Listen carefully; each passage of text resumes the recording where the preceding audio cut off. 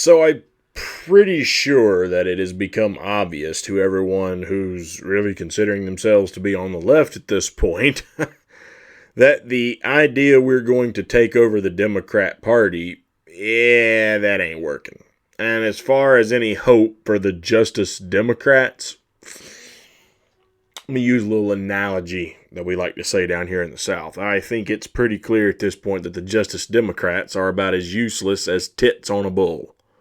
Now, if you don't understand the analogy, me being the Southerner, the kind Southern gentleman that I am, I'll educate you and explain our linguistics here in the South. Basically, what it means is you don't milk a bull, you milk a cow.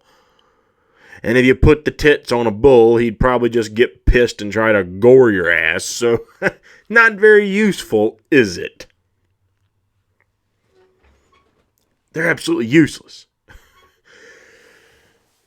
Regardless on how you feel on something like Medicare for all at this point, you don't have to be in favor of it. But if you're on the left, and that's what you wanted, and you were hoping they were going to give it to you, no, they're not delivering on that. Forced to vote, they trashed all over that. Oh, by the way, some of the progressive commentators, the TYT and such, that were dumping all over Jimmy Dore and his forced to vote argument, are literally using the forced to vote argument now to try and get the $15 an hour minimum wage. In my opinion, Medicare for all would be a much better thing to have than the $15 an hour minimum wage. A UBI, I've already broke this down, and I think the UBI is the answer because it grows everyone's income, whereas the minimum wage imposes a penalty upon your employer to pay you more. The employers don't want to redistribute the funds. Some literally can't without raising prices or cutting back on staff. But the greedy ones are, even if they've got the money to do it, they're not going to do it. They're still going to raise prices and potentially cut staff or automate even quicker so they can make just as much money, if not more. And they'll use that as an excuse as, oh, we had to come up with a difference. No, I mean, they had the profits, but no one in the game of making money wants to make less money.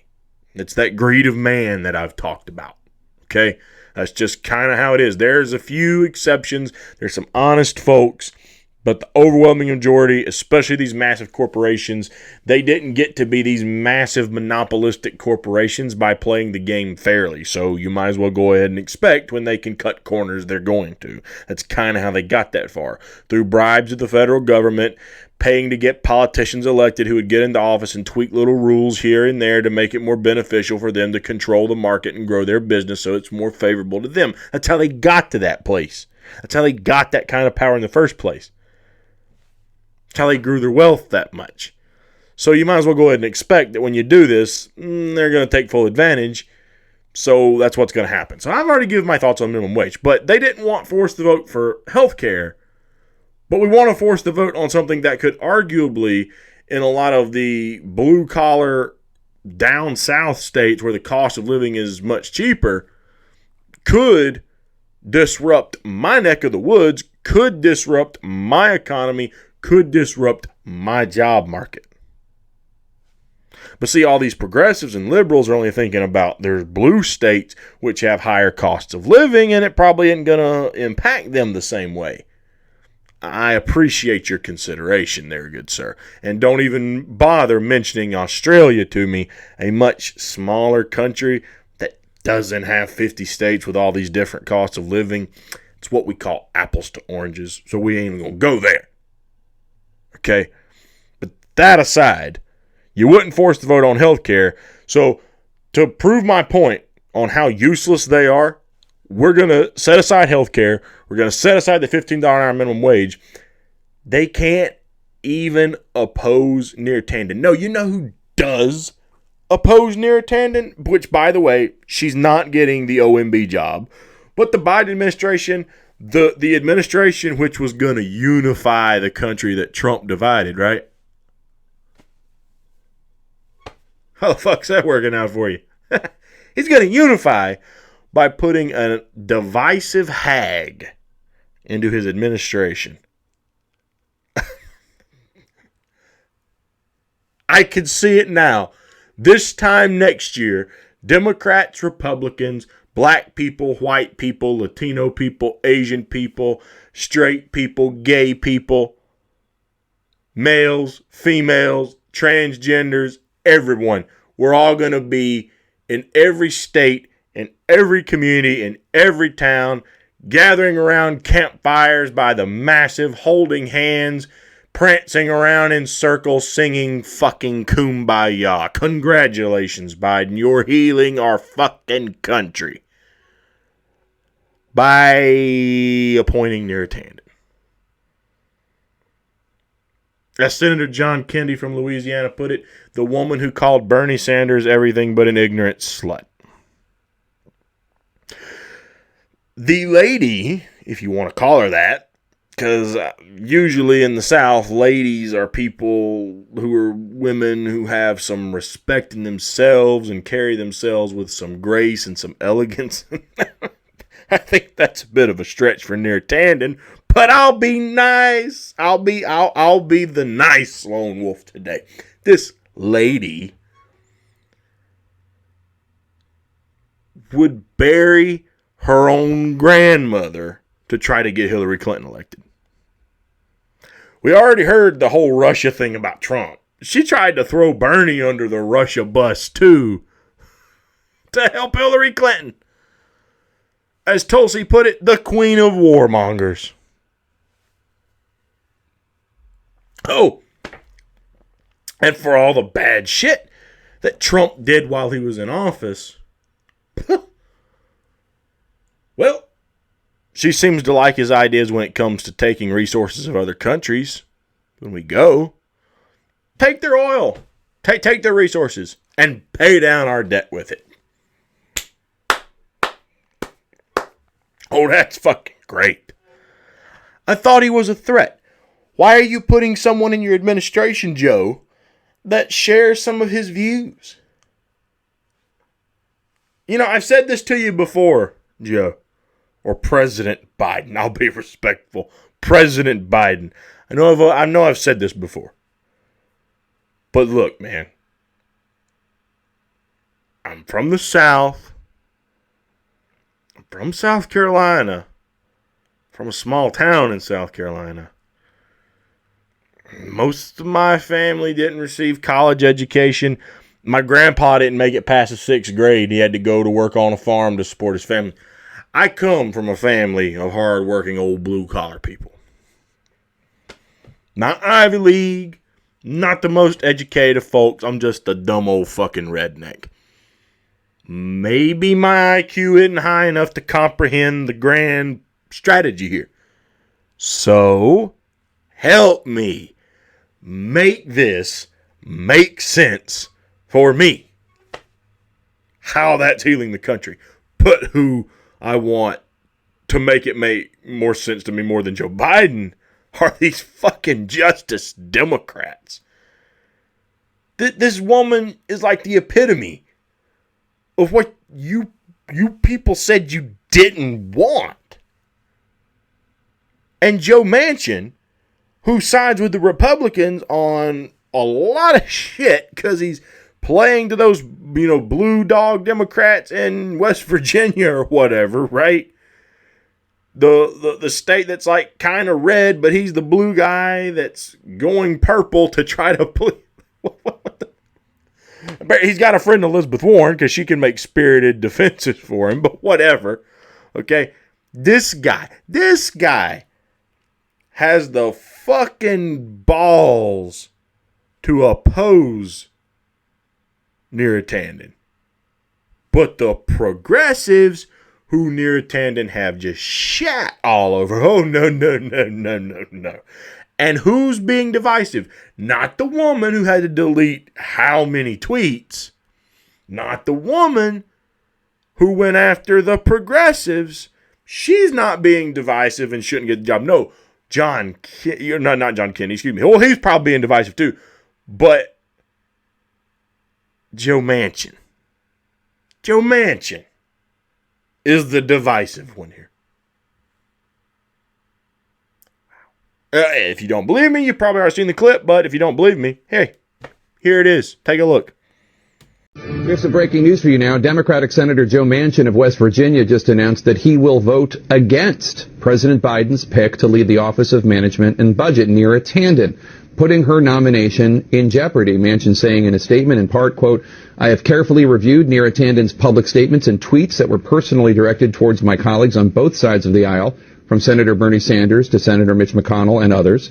I believe her overtly partisan statements will have a toxic and detrimental impact on the important working relationship between members of Congress and the next director of the Office of Management and Budget." Let's bring in our panel. Alexandra Rojas, this would be Biden's first defeat, and obviously a defeat for Neera Tanden personally because of a bunch of tweets she's done that were rather harsh.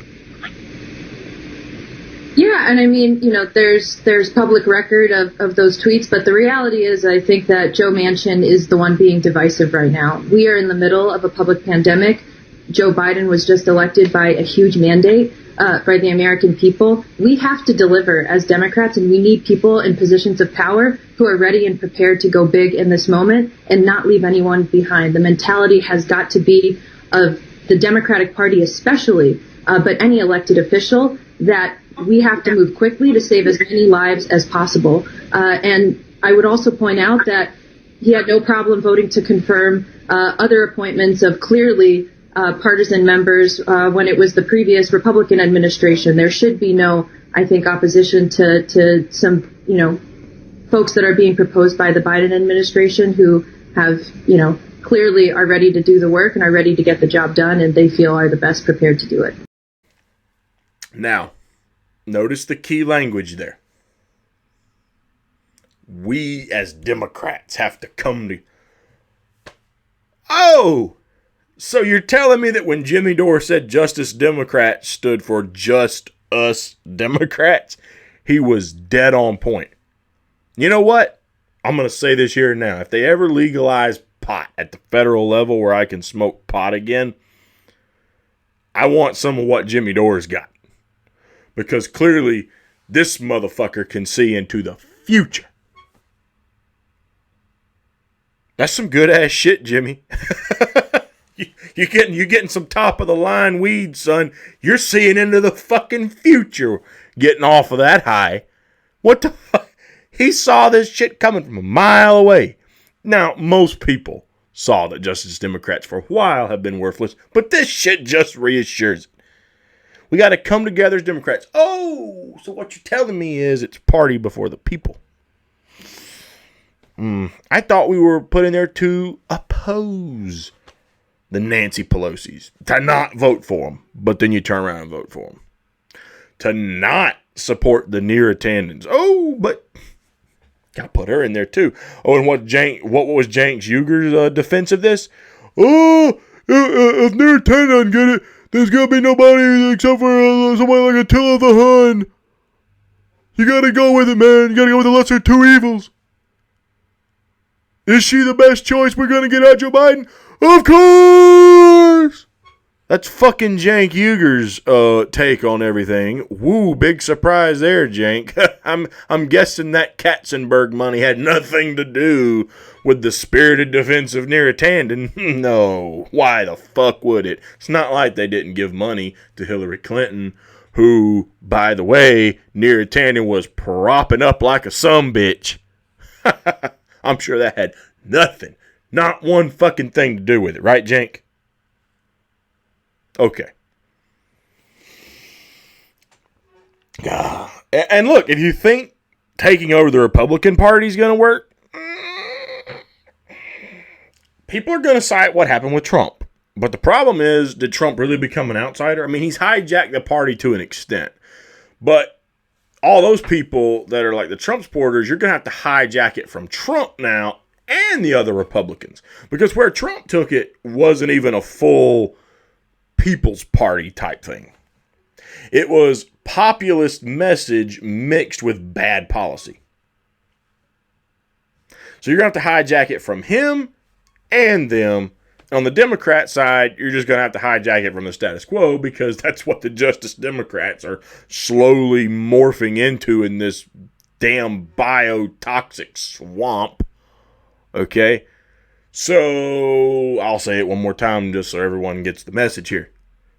It's time to start voting for someone else. Time to unify. Find the issues you can agree upon. We need to start agreeing upon them. We need to unify. By 2022, I want to see libertarians or the MPP or whoever start getting on ballots. I want to see congressional seats. I want to see Senate seats. I want to see state legislatures. The next time there's a Senate seat open in South Carolina, libertarians, I better see you on the ticket. Do not let the Constitution Party show your ass up again. Because if you do, then you're no fucking better than a two-party duopoly if you're not willing to stand up and make a fight for us. Why should we be encouraged to vote for you if you can't even get your act together to get someone on the fucking ballot here in South Carolina to run for the fucking office? A party a fraction of the size of yours can get someone on the ticket, but you can't? That's fucking pitiful. So Libertarian Party, I'm calling you out. Let's get the fucking ball rolling, son. The presidency ain't the end-all be-all. And if you only focus on that, you'll be a sitting fucking golden duck should you get them elected. And you're going to have Democrats and Republicans with lasers all over your ass ready to pull the trigger. Figuratively, because of course that could never happen. Literally, right? Time to realize the takeover of the two-party duopoly, it ain't working. So it's either third party, or we're doomed, or it's going to lead to massive chaos in the street, and it'll never be taken back without a massive civil war. You tell me which one you'd rather try, because one's going to be a bloodbath, one's going to be the downfall of our country, where we turn into 1930s Germany completely, lose all of our freedoms and never get them back, or we can try to start using some common sense and take our country back by stopping voting for these people. And the alternatives need to finally step their asses up a little too.